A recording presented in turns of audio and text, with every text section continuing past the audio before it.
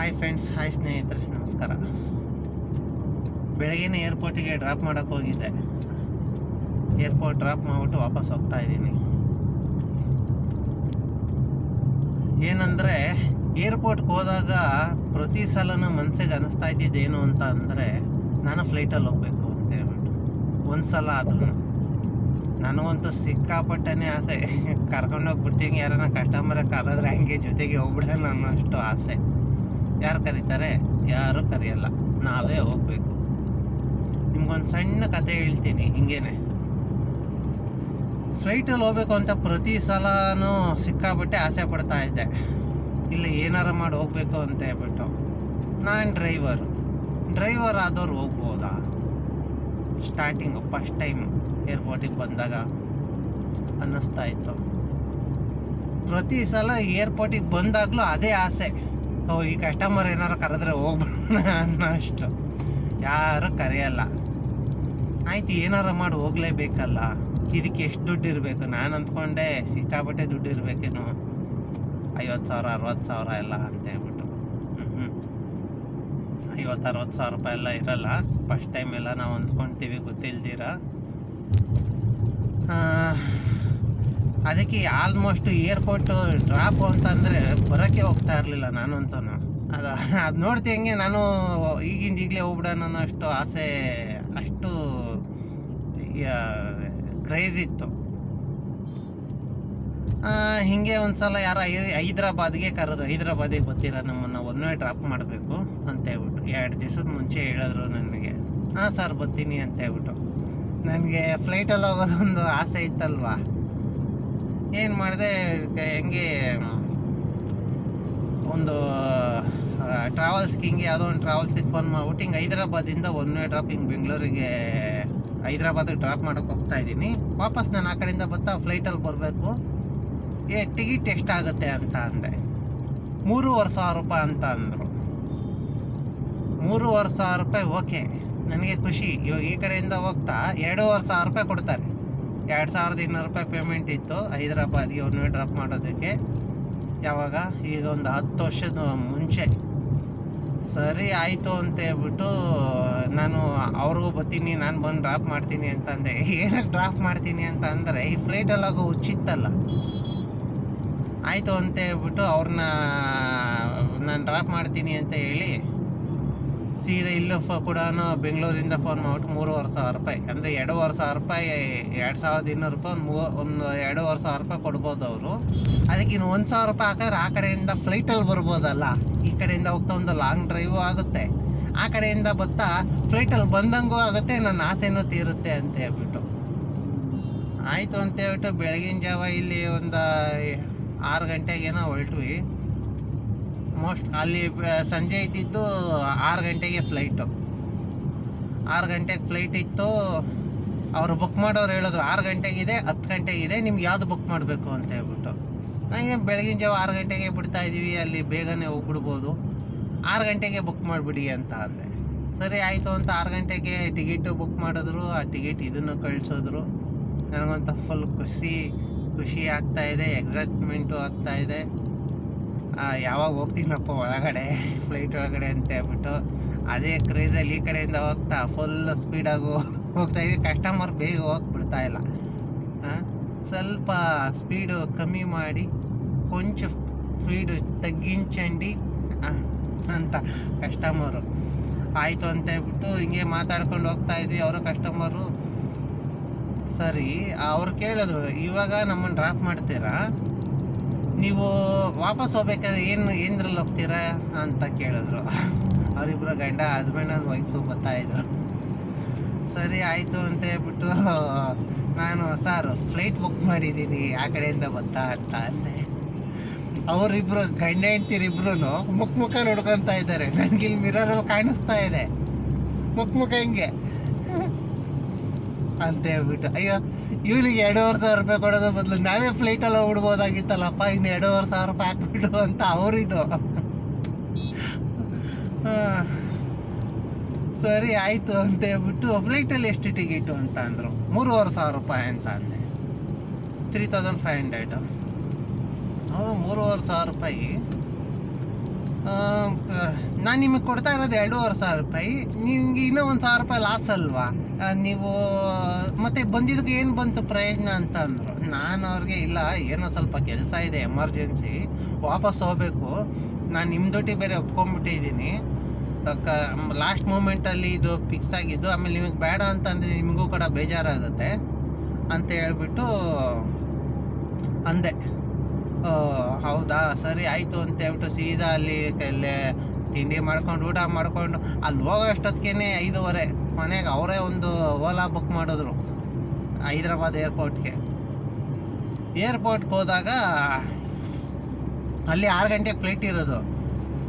ಕಮ್ಮಿ ಅಂದ್ರೂ ಒಂದು ½ ಅನ್ ಅವರ್ ಆದರೂ ಮುಂಚೆ ಇರಬೇಕಲ್ಲಿ.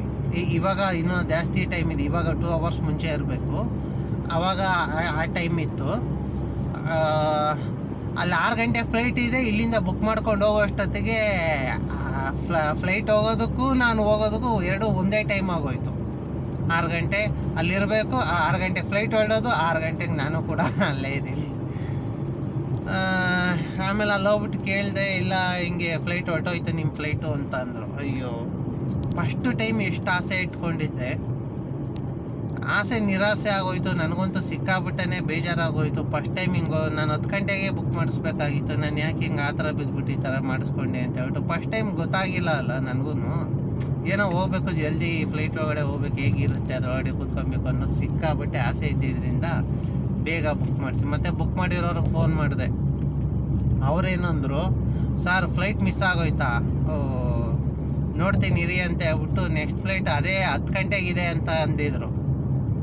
ಸರ್ ಅದೇ ಫ್ಲೈಟಿಗೆ ಈ ಟಿಕೆಟ್ನ ಇದು ಮಾಡೋಕ್ಕಾಗಲ್ವ ಅಂತ ಅವ್ರಂದ್ರು. 5,000 ರೂಪಾಯಿ ಮೇಲೆ ಏನಾರು ಇತ್ತು ಅಂದರೆ ಅಮೌಂಟ್ ವಾಪಸ್ ಬರುತ್ತೆ, 5,000 ರೂಪಾಯಿ ಒಳಗಡೆ ಇದ್ದರೆ ಅಮೌಂಟು ಫ್ಲೈಟ್ ಮಿಸ್ ಆಯಿತು ಅಂದರೆ ಅದು ನಿಮ್ಮ ಪ್ರಾಬ್ಲಮ್ಮು, ಅದು ಅಮೌಂಟ್ ವಾಪಸ್ ಬರಲ್ಲ ಅಂತ ಅಂದರು.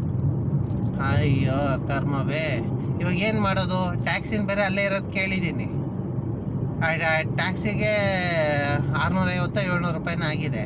ಮತ್ತೆ ವಾಪಸ್ಸು ಬಸ್ಸಲ್ಲೇ ಹೋಗ್ಬಿಡೋಣ ಅನ್ನೋದು ಒಂದಿದು. ಇಲ್ಲಿ ಬೇರೆ 3,500 ರೂಪಾಯಿ ವೇಸ್ಟ್ ಆಗೋಯ್ತು. ಮತ್ತೆ ಬಸ್ಸಲ್ಲಿ ಹೋಗೋಕ್ಕೆ 1,000 ರೂಪಾಯಿ ಕೊಡಬೇಕು. ಅಲ್ಲಿ ಹೈದ್ರಾಬಾದಿಂದ ಬೆಂಗಳೂರಿಗೆ ಬರೋಕ್ಕೆ ಸ್ಲೀಪಿಂಗ್ ಕೋಚಲ್ಲಿ ಬೆಳಗ್ಗೆಯಿಂದ ಡ್ರೈವ್ ಮಾಡ್ಕೊಂಡು ಬಂದಿದ್ದೀವಿ, ಕೂತ್ಕೊಂಬರೋಕ್ಕಂತೂ ಆಗಲ್ಲ, ಸ್ಲೀಪಿಂಗ್ ಕೋಚಿಂಗಲ್ಲೇ ಬುಕ್ ಮಾಡ್ಕೊಂಡು ಬರಬೇಕು ಅಂತ. ಸರಿ ಆಯಿತು, ಏನು ಮಾಡೋದು? ಫಸ್ಟ್ ಟೈಮ್ ಬಂದಿದ್ದು ಹಿಂಗೆ ಆಗೋಯ್ತಲ್ಲ ಅಂತೇಳ್ಬಿಟ್ಟು ಸಿಕ್ಕಾಬಟ್ಟೆ ಬೇಜಾರಾಗಿ ಏನು ಮಾಡೋದು ಅಂತ ಮತ್ತೆ ಸಿಟಿ ಬಿಟ್ಟು ವಾಪಸ್ ತಗೋದಕ್ಕೆ ಮತ್ತೆ ಇನ್ನೊಂದು 750 ರೂಪಾಯಿ ಕೊಡಬೇಕು. ಸರಿ ಆಯಿತು ಅಂತೇಳ್ಬಿಟ್ಟು ನೆಕ್ಸ್ಟ್ ಫ್ಲೈಟ್ ಎಷ್ಟು ಗಂಟೆಗಿದೆ ಅಂತ 10 ಗಂಟೆಗಿದೆ ಅಂತ ಹೇಳ್ಬಿಟ್ಟು ಅಂದರು. ಮತ್ತೆ ಅಲ್ಲಿ ಬುಕ್ ಮಾಡಿಕೊಟ್ಟಿದ್ರಲ್ಲ ನಂದು ಫ್ಲೈಟ್ ಟಿಕೆಟು, ಅವ್ರಿಗೆ ಸರ್ ಅಲ್ಲೇ ಆಯಿತು ಬುಕ್ ಮಾಡಿ ಸರ್ ಅಂತ ಅಂದೆ. ಆವತ್ತಿನ ದಿನ ದುಡ್ಡು ಮಡಿಕೊಂಡಿದ್ದೆ, ಒಂದು 10,000 ರೂಪಾಯಿ ಚಿಲ್ಲರೆ ಅಂತ ಹೇಳ್ಬಿಟ್ಟು ಅಂದರು. ನೆಕ್ಸ್ಟ್ ಫ್ಲೈಟ್ಗೆ ಅಲ್ಲೇ ಹೋಗ್ಬಿಟ್ಟು ಕೇಳಿದ್ದಕ್ಕೆ 10,500 ರೂಪಾಯಿ ಅಂತ ಅಂದರು. 10,500 ರೂಪಾಯಿನ 2 ದಿನ ಮುಂಚೆ ಬುಕ್ ಮಾಡಿದ್ದಕ್ಕೆ 3,500 ರೂಪಾಯಿ ಸಿಕ್ತು. ಅದೇ ಇಮಿಡಿಯೇಟಾಗಿ ಹೋಗ್ಬಿಟ್ಟು ಕೇಳಿದ್ದಕ್ಕೆ 10,500 ರೂಪಾಯಿ ಅಂತ ಹೇಳ್ಬಿಟ್ಟು ಹೇಳಿದ್ರು. ನನಗೆ ಇನ್ನೇನು ಹೋಗ್ಬೇಕು ಅಂತ ಎಷ್ಟೋ ವರ್ಷದಿಂದ ಆಸೆ ಇಟ್ಕೊಂಡಿದ್ದೆ, ಮಿಸ್ ಆಗೋಯ್ತಲ್ಲ ಇಷ್ಟು ಕಮ್ಮಿ ಬಜೆಟಲ್ಲಿ ಸಿಕ್ಕಿದ್ದು ಅಂತ ಹೇಳ್ಬಿಟ್ಟು ಅವತ್ತಿನ ದಿನ ಬೇಜಾರಾಗ್ಬಿಟ್ಟು 10,500 ರೂಪಾಯಿನ ಆದ್ರಾಗಲಿ ನೆಕ್ಸ್ಟ್ ಟಿಕೆಟ್ ಬುಕ್ ಮಾಡಿ ಅಂತ ಹೇಳ್ಬಿಟ್ಟು ಮತ್ತೆ 10:30 ಫ್ಲೈಟ್ಗೇನೆ ಅವಾಗ ಬುಕ್ ಮಾಡಿಸಿದ್ದಿದ್ರೆ ಅದೇ ಫ್ಲೈಟಲ್ಲಿ ಆರಾಮಾಗಿ ಬರ್ಬೋದಾಯ್ತು. ಅದೇ ಕಾಸ್ಟಲ್ಲಿ ಇನ್ನೂ ದುಡ್ಡು ಮಿಕ್ಕಿರೋದು ನನಗೆ 10,500 ರೂಪಾಯಿ ಲಾಸ್ ಆಗೋದು. ಏನಕ್ಕೆ ಲಾಸ್ ಆಯ್ತು ಅವಾಗ ಅನ್ನಿಸ್ತು, ದುಡ್ಡು ಮುಖ್ಯ ಅಲ್ಲ, ಆಸೆ ತೀರಿಸ್ಕೊಳಕ್ಕೆ ಏನು ಬೇಕು? ಅನಿವಾರ್ಯತೆ ತೀರಿಸ್ಕೊಳಕ್ಕೆ ಏನು ಬೇಕು? ನಾವೇನಾರ ಕನ್ಸ್ಕೊಂಡು ನೆರವೇರಿಸ್ಕೊಳ್ಳೋದಕ್ಕೆ ಮಿಡ್ಲ್ ಕ್ಲಾಸ್ ಅವ್ರಿಗಂತೂ ದುಡ್ಡೇ ಇರಬೇಕು. ಸರಿ ಆಯಿತು, ದುಡ್ಡು ಹೋದ್ರೋಗ್ಲಿ, ಆ ಒಂದು ಫೀಲ್ ಇದೆಯಲ್ಲ, ಫಸ್ಟ್ ಟೈಮ್ ಆ ಫ್ಲೈಟ್ ಒಳಗೆ ಹೋಗೋದಲ್ಲಿ ಕೂತ್ಕೊಂಡು ಫ್ಲೈಟಲ್ಲಿ ಬರೋದಿದೆಯಲ್ಲ, ಕೊಟ್ಟಿದ್ದು ಖುಷಿನೇ ಬೇರೆ. ಹೌದು, ದುಡ್ಡು ಹೋಯ್ತು ಅಂತ ಹೇಳ್ಬಿಟ್ಟು ನನಗೆ ಒಂಚೂರು ಬೇಜಾರಾಗಲಿಲ್ಲ. ಸ್ಟಾರ್ಟಿಂಗಲ್ಲಿ ಬೇಜಾರಾಯಿತು, ಆಮೇಲೆ ಏನು ಒಂಚೂರು ಕೂಡ ಬೇಜಾರಾಗಲಿಲ್ಲ. ಆಯಿತು ಅಂತ ನೆಕ್ಸ್ಟ್ ಟಿಕೆಟ್ ಬುಕ್ ಮಾಡಿದೆ, ಏರ್ಪೋರ್ಟ್ ಒಳಗೆ ಹೋದೆ. ಅಲ್ಲೂ ಕೂಡ ನನ್ನ ಹೆಸರು ಕರೆದ್ರು, ಹಿಂಗಿದೆ ಈ ಥರ ಹಿಂಗೆ ಫ್ಲೈಟ್ ಇದೆ, ಹಿಂಗೆ ಬನ್ನಿ ಅಂತ ಹೇಳ್ಬಿಟ್ಟು ಹೆಸರು ಅನೌನ್ಸ್ ಮಾಡ್ತಾರೆ. ನಾವು ಬುಕ್ ಮಾಡಿದ್ಮೇಲೆ ನಾವು ಹೋಗಲಿ ಬಿಡಲಿ ಆ ಜಾಗದಲ್ಲಿ ನಮ್ಮ ಹೆಸರು ಕೂಗ್ತಾರೆ 2-3 ಸಲ, 3 ಸಲ ಕೂಗ್ತಾರೆ. ಬರಲಿಲ್ಲ ಅಂತ ಅಂದರೆ ಇವನಿಲ್ಲ ಅಂತ ಹೇಳ್ಬಿಟ್ಟು ಬುಕ್ ಮಾಡಿದ್ರು ಸರಿನೇ. ಅವರು ಯಾರನ್ನ ಕಾಯಲ್ವಲ್ಲ, ಮಾಮೂಲಿ BMTC ಅವರೇ ಕಾಯಲ್ಲ, ಇನ್ನು ಫ್ಲೈಟಲ್ಲೆಲ್ಲ ಕಾಯ್ತಾರ. ಆಯಿತು ಅಂತ ಹೇಳ್ಬಿಟ್ಟು ಏರ್ಪೋರ್ಟಿಗೆ ಬಂದು ಕೂತ್ಕೊಂಡೆ. ಅಲ್ಲೂ ಕನ್ನಡದವರೆಲ್ಲ ಕೂತ್ಕೊಂಡಿದ್ರು, ಹತ್ತೋದ್ರು. ಬಸ್ಸಲ್ಲಿ ಕರ್ಕೊಂಡೋಗಿ ಫ್ಲೈಟಿಗೆ ಒಳಗೆ ಬಿಟ್ಟರು. ಒಳಗಡೆ ಹೋಗ್ತಿದ್ದಂಗೆ ಎಷ್ಟು ಖುಷಿ ಆಯಿತು ಅಂತ ಅಂದರೆ ಸ್ವರ್ಗದೊಳಗೆ ಹೋಗ್ಬಿಟ್ಟಿದ್ದೀನಿ ಅನ್ನೋಷ್ಟು ಖುಷಿ ಆಯ್ತು. ಒಳಗಡೆ ಹೋಗಿ ಆಹಾ, ಎಲ್ಲಿದೆ ಒಂದು ಬ್ಯಾಗ್ ಬೇರೆ ತಗ್ಲಾಕೊಂಡು ಹೋಗ್ಬಿಟ್ಟಿದ್ದೀನಿ. ಆ ಬ್ಯಾಗ್ ಮೇಲ್ಗಡೆ ಮಡಗಬೇಕು. ಚಿಕ್ಕ ಬ್ಯಾಗ್, ಅದು ದೊಡ್ಡ ಬ್ಯಾಗ್ ಆದ್ರೆ ಲಗೇಜ್ ಇದಕ್ಕೆ ಹಾಕ್ಬಿಡ್ತಾರೆ. ಮೇಲ್ಗಡೆ ಒಂದು ಕ್ಯಾರಿಯರ್ ತರ ಬಸ್ಸಲ್ಲಿ ಇರುತ್ತಲ್ಲ, KSRTC ಬಸ್ಸಲ್ಲಿ ಆ ತರ ಒಂದು ಕ್ಯಾರಿಯರ್ ಇರುತ್ತೆ. ಆ ಕ್ಯಾರಿಯರ್ಗೆ ಅಲ್ಲಿ ಹಾಕ್ಬೇಕು. ನಾನು ಹಿಂಗೆ ಅಮ್ಮುಗ್ತಾ ಇದ್ದೀನಿ, ಅದು ಗೊತ್ತಾಗ್ತಾ ಇಲ್ಲ. ಆ ಸೀಟ್ ನಂಬರ್ ಕೇಳಿದೆ, ಅಲ್ಲಿ ಗಗನ ಸಖಿಯರು ಇರ್ತಾರಲ್ಲ, ಗೋ ಟು ಟೇಕ್ ರೈಟ್ ಅಂತ ಅಂದ್ರು. ಇಂಗ್ಲೀಷು ಅಂತೂ ಒಂದು ಪದನೂ ಗೊತ್ತಿಲ್ಲ. ಮತ್ತೆ ಕೇಳಿದೆ, ಒಂದು ದಡ್ಡನ ಮಗ ಅಂತ ಅಂದ್ಕೊಂಡ್ಬಿಡ್ತಾರೆ ಅಂತ ಹೇಳ್ಬಿಟ್ಟು ಅದನ್ನೇನು ಕೇಳಕ್ ಹೋಗ್ಲಿಲ್ಲ. ಅಲೌಟ್ ಹುಡುಕ್ತಾ ಇದ್ದೀನಿ, ಯಾವ್ದೋ ಸೀಟ್ ನಂಬರ್ ಅಂತ. ನಮಗೆ ಫಿಲಮ್ ಥಿಯೇಟ್ರಲ್ಲಿ ಸೀಟ್ ನಂಬರ್ ಹುಡುಕಿ ಅಭ್ಯಾಸ. ಬಸ್ಸಲ್ಲಿ ಸೀಟ್ ಹುಡುಕ್ಬೋದು, ಟ್ರೈನಲ್ಲಿ ಹುಡುಕ್ಬೋದು. ಈ ಫ್ಲೈಟಲ್ಲಿ ಎಲ್ಲಿರುತ್ತೆ ಸೀಟ್? ಆ ಕಡೆ ಈ ಕಡೆ ನೋಡ್ತಾ ಇದ್ದೀನಿ, ಎಲ್ಲೂ ಸೀಟ್ ನಂಬರೇ ಕಾಣಿಸ್ತಾ ಇಲ್ಲ. ಇವಾಗ ಎಲ್ಲಿರುತ್ತೆ ಅದು ಕೂಡ ಮರ್ತೋಗ್ಬಿಟ್ಟಿದೆ. ಆಮೇಲೆ ಅಲ್ಲಿರೋರು ಯಾರೋ ಒಬ್ರು ಕನ್ನಡದಲ್ಲಿ ಮಾತಾಡ್ತಾ ಇದ್ರು. ಇವ್ರನ್ನ ಕೇಳಿದ್ರೆ ಗೊತ್ತಾ, ಸರ್ ಈ ಸೀಟ್ ನಂಬರ್ ಇಲ್ಲಿ ಅಂತ ಅಂದೆ. ಹಿಂಗಂದ್ರು. ಆ ಕಡೆ ಈ ಕಡೆ ನೋಡ್ತಾ ಇದ್ದೀನಿ, ಗೊತ್ತಾಗ್ತಾ ಇಲ್ಲ. ಮತ್ತೆ ಕೇಳಿದೆ, ಮತ್ತೆ ಇವನೇನು ದಡ್ಡನ ಮಗನ ಅಂತ ಅಂದ್ಕೊಂಡ್ಬಿಡ್ತಾರೆ ಅಂತ ಹೇಳ್ಬಿಟ್ಟು, ಸರ್ ಗೊತ್ತಾಗ್ತಾ ಇಲ್ಲ ಇಲ್ಲಿ ಅಂತ ಅಂದೆ. ಇದೇ ಸೀಟು ಅಂತ ಅಂದರು. ಹಿಂದೆಗಡೆ ಹೋಗಿ ವಿಂಡೋ ಸೈಡ್ ಬೇರೆ ಕುತ್ಕೊಂಡಿದ್ದೆ. ಆಹಾ, ಎಷ್ಟು ಖುಷಿ ನೋಡ್ತಾ ಇದ್ರೆ. ಆಯ್ತು ಅಂತ ಕೂತ್ಕೊಂಡೆ. ಲಗೇಜ್ ಇಕ್ಬೇಕಲ್ಲ, ಆ ಲಗೇಜ್ ಇಕ್ಕೋದಕ್ಕೆ ಗೊತ್ತಾಗ್ತಾ ಇಲ್ಲ. ಕೊನೆಗೆ ಅವ್ರು ಯಾರೋ ಬಂದು ಹಿಂಗಂದ್ರು, ಅವಾಗ ಓಪನ್ ಆಯ್ತು. ಅವಾಗ ಒಳಗಡೆ ಮಡಗ್ಬಿಟ್ಟು ಕೂತ್ಕೊಂಡು 1-2 ಫೋಟೋ ತಕ್ಕೊಂಡು ಫ್ಲೈಟ್ ಒಳಗಡೆ ಈಚೆಗಡೆ ಸೀದಾ ಬೆಂಗಳೂರು. ಎಷ್ಟು ಗಂಟೆ ಅಲ್ಲಿ ಬಿಟ್ಟಿದ್ದು? 10:30 ಫ್ಲೈಟ್ ಇದ್ದಿದ್ದು. 10:30 ಫ್ಲೈಟ್ ಬಿಟ್ಟು 11:30 ಇಲ್ಲಿ ವಾಪಸ್ ಬೆಂಗಳೂರಲ್ಲೇ ಇದ್ದೀನಿ ನೈಟು. ಅಂತೂ ಇಂತೂ ಹೆಂಗೋ ಫ್ಲೈಟಲ್ಲಿ ಬರಬೇಕು ಅನ್ನೋ ಆಸೆ ಅಂತೂ ತೀರ್ತು. ಆಹಾ, ಒಳಗಡೆ ಇದ್ದವರು ಡೋರ್ ವಿಂಡೋ ಪಕ್ಕ ಸೀಟು. ಫ್ಲೈಟಲ್ಲಿ ಏನಾರ ನೀವು ಯಾರನ್ನ ಹೋಗ್ಬೇಕು ಅಂತ ಅಂದರೆ ಫಸ್ಟ್ ಟೈಮ್ ಅದರಲ್ಲೂ ಹೋಗ್ತಾ ಇದ್ರೆ ವಿಂಡೋ ಸೀಟ್ನ ಬುಕ್ ಮಾಡ್ಕೊಳ್ಳಿ ಯಾವಾಗ್ಲೂ ಅಂದ್ರೆ ಫಸ್ಟ್ ಟೈಮ್ ಹೋಗೋರಂತೂ ವಿಂಡೋ ಸೀಟ್ ಬುಕ್ ಮಾಡ್ಕೊಂಡ್ರೆ ಅದ್ರ ಮಜಾನೇ ಬೇರೆ. ಸೈಡಲ್ಲೆಲ್ಲ ಸೀಟು ನಾರ್ಮಲಾಗಿ ಸಿಕ್ಬಿಡುತ್ತೆ. ನಾನು ಬುಕ್ ಮಾಡಿಸ್ಬೇಕಾದ್ರೆ ಕೂಡ ವಿಂಡೋ ಸೈಡೇ ಬುಕ್ ಮಾಡಿಸಿದ್ದು. ಒಂಥರ ತುಂಬ ಖುಷಿ ಆಯಿತು ಬಂದಿದ್ದು. ಮತ್ತು ಅಲ್ಲಿಂದ ಇಲ್ಲಿಗೆ ಬಂದು, ಇಲ್ಲಿಂದ ಇಲ್ಲಿಗೆ ಬರೋದಕ್ಕೆ 250 ರೂಪಾಯಿ. ಇಲ್ಲಿಗೆ ವಾಪಸ್ ಬೆಂಗಳೂರು KSRTC ಬಸ್ಸಲ್ಲಿ. ಮತ್ತು KSRTCಲಿ ಮೆಜೆಸ್ಟಿಕ್ಕಿಗೆ ಬಂದು ಅಲ್ಲಿಂದ ನಾನು ಚಾಮರಾಜಪೇಟೆಗೆ ವಾಪಸ್ ಮನೆಗೆ ಹೋದೆ ಬಸ್ ಹಿಡ್ಕೊಂಡು. ಒಂಥರ ತುಂಬ ಖುಷಿ ಆಯಿತು. ಅವತ್ತಿನ ದಿನ ಮರೆಯೋಕ್ಕೆ ಆಗಲ್ಲ. ಸಿಕ್ಕಾಪಟ್ಟೆ ಎಷ್ಟೋ ವರ್ಷದಿಂದ ಆಸೆ ಪಟ್ಟಿದ್ದೆ ಫ್ಲೈಟಲ್ಲಿ ಹೋಗ್ಬೇಕು ಅಂತ. ಹಂಗೆ ನೀವು ಕೂಡ ಎಷ್ಟೋ ದಿನದಿಂದ, ಎಷ್ಟೋ ದಿನ, ವರ್ಷಗಳಿಂದನೇ, ತಿಂಗಳುಗಳಿಂದನೇ ಕನಸು ಕಾಣ್ತಾ ಇರ್ತೀರ ಒಂದ್ಸಲ ಫ್ಲೈಟಲ್ಲಿ ಹೋಗ್ಬೇಕು ಅಂತ ಹೇಳ್ಬಿಟ್ಟು.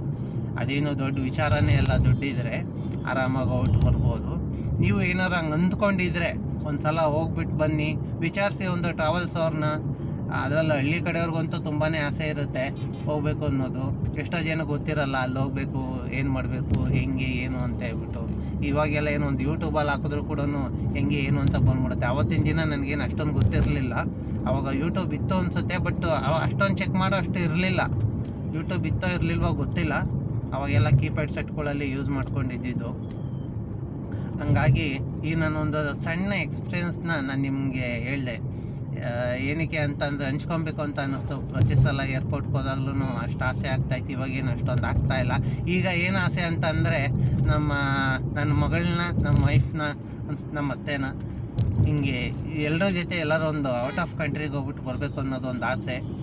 ಫಸ್ಟ್ ಪಾಸ್ಪೋರ್ಟ್ ಮಾಡಿಸ್ಕೊಬೇಕು. ಅಲ್ಲ, ಪಾಸ್ಪೋರ್ಟ್ ಇದೆ, ರಿನ್ಯೂವಲ್ ಮಾಡಿಸ್ಕೊಬೇಕು. ನೀವು ಯಾರನ್ನು ಹೋಗೋರಿದ್ರೆ ಫಸ್ಟ್ ಪಾಸ್ಪೋರ್ಟ್ ಮಾಡಿಸ್ಕೊಳ್ಳಿ. ಲೋಕಲಲ್ಲೆಲ್ಲ ಹೋಗ್ಬೇಕು ಅಂತಂದರೆ ಆಧಾರ್ ಕಾರ್ಡ್ ಇದ್ರೆ ಆಗ್ಬಿಡುತ್ತೆ. ಇಲ್ಲಿಂದ ಇಲ್ಲಿಗೆ ಲೋಕಲ್ ಅಂತ ಅಂದರೆ ಇಲ್ಲಿಂದ ಹೈದ್ರಾಬಾದ್, ಪುಣೆ, ಮುಂಬೈ ಇಲ್ಲಿಗೆಲ್ಲ ಆಧಾರ್ ಕಾರ್ಡೇ ಸಾಕಾಗೋಗುತ್ತೆ. ಬೇರೆ ಇದಕ್ಕೆ ಹೋಗ್ಬೇಕಂದ್ರೆ ಪಾಸ್ಪೋರ್ಟ್ ಇರಬೇಕಾಗುತ್ತೆ. ಪಾಸ್ಪೋರ್ಟ್ ಮಾಡಿಸ್ಕೊಳ್ಳಿ. ಇಲ್ಲೇ ಲೋಕಲಲ್ಲಿ ಎಲ್ಲರೂ ಓಡಾಡಬೇಕು ಅಂತಂದರೆ ಏನು ಪಾಸ್ಪೋರ್ಟ್ ಏನು ಬೇಕಾಗಲ್ಲ. ಇನ್ನೂ ಸ್ವಲ್ಪ ಚೆನ್ನಾಗಿ ತಿಳ್ಕೊಬೇಕು ಅಂತಂದರೆ ಯಾರನ್ನಾರು ಕೇಳಿ. ಇವತ್ತು ಯಾರು ಗೊತ್ತಿರೋರು ಇರ್ತಾರೋ ಇಲ್ವೋ ಗೊತ್ತಿಲ್ಲ. ಆದರೆ ಯೂಟ್ಯೂಬಲ್ಲಿ ಹುಡುಕಿದ್ರೆ ನಿಮಗೆ ಎಲ್ಲ ಸಿಕ್ಬಿಡುತ್ತೆ. ಇವತ್ತಿನ ದಿನ ಹುಡುಕಿ ನಿಮ್ಮ ಆಸೆ ಏನಾದ್ರು ಈ ರೀತಿ ಏನಾದ್ರು ಹೋಗೋದಿತ್ತು ಅಂತಂದರೆ ಇವಾಗೆಲ್ಲ 2,000-3,000 ರೂಪಾಯಿ, 1,000ಕ್ಕೆಲ್ಲ ಆರಾಮಾಗಿ ನೀವು ಗೋವಾಗ ಹೋಗ್ಬಿಟ್ಟು ಬರ್ಬೋದು, ಪೂನಾಗೆ ಹೋಗ್ಬಿಟ್ಟು ಬರ್ಬೋದು. ಮುಂಚಿತವಾಗಿ ಬುಕ್ ಮಾಡಿಕೊಂಡ್ರೆ, ಒಂದು ವಾರ, ಒಂದು ತಿಂಗಳು ಮುಂಚಿತವಾಗಿ ಬುಕ್ ಮಾಡಿಕೊಂಡ್ರೆ ತುಂಬ ಬಸ್ ಚಾರ್ಜಲ್ಲಿ ಕೂಡ ಸಿಕ್ಬಿಡುತ್ತೆ. ನೀವು ಬಸ್ಸಲ್ಲಿ ಹೋದ್ರೂ ಅಷ್ಟೇ ಆಗುತ್ತೆ, ಫ್ಲೈಟಲ್ಲಿ ಹೋದ್ರೂ ಅಷ್ಟೇ ಆಗ್ಬಿಡುತ್ತೆ. ಮುಂಚಿತವಾಗಿ ಬುಕ್ ಮಾಡ್ಕೊಳ್ಳಿ. ಇದೇ ರೀತಿ ಕನಸು ಕಾಣ್ತಾ ಇದೆ. ನೀವು ಒಂದ್ಸಲ ಹೋಗ್ಬಿಟ್ಟು ಬನ್ನಿ. ಇಷ್ಟು ಹೇಳ್ತಾ ನನ್ನ ಮಾತನ್ನ ಮುಗಿಸ್ತಾ ಇದ್ದೀನಿ. ಮತ್ತೆ ಇನ್ನೊಂದು ವಿಡಿಯೋದಲ್ಲಿ ಸಿಗೋಣ. ಥ್ಯಾಂಕ್ ಯು ಇಷ್ಟೊತ್ತವರೆಗೂ ನನ್ನ ಮಾತು ಕೇಳಿಸ್ಕೊಂಡಿದ್ದಕ್ಕೆ. ಅಷ್ಟೇ. ಇಷ್ಟೊತ್ತವರೆಗೂ ನನ್ನ ಮಾತು ಕೇಳಿಸ್ಕೊಂಡಲ್ಲ, ಅದೇ ಸಂತೋಷ. Thank you so much. Almost ನಾನೀಗ ಹೆಬ್ಬಾಳ ದಾಟ್ಬಿಟ್ಟು ಬಂದಿದ್ದೀನಿ. ನನ್ನ ಮಾತಲ್ಲಿ ಏನಾದ್ರು ತಪ್ಪಿದ್ರೆ ದಯವಿಟ್ಟು ಕ್ಷಮಿಸಿ. Thank you.